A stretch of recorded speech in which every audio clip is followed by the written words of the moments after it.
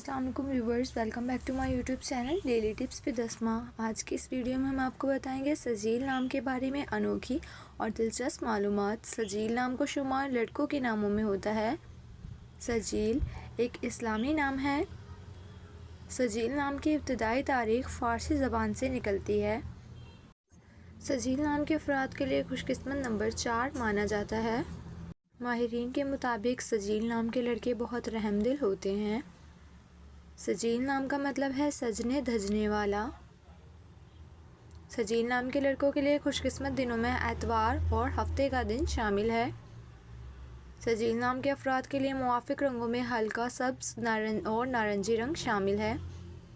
सजील नाम के अफराद के लिए मुवाफिक पत्थरों में मोती पत्थर शामिल है। खुशकिस्मती वाली धातों में हिंसों के हिसाब से तांबा और कांसी शामिल है।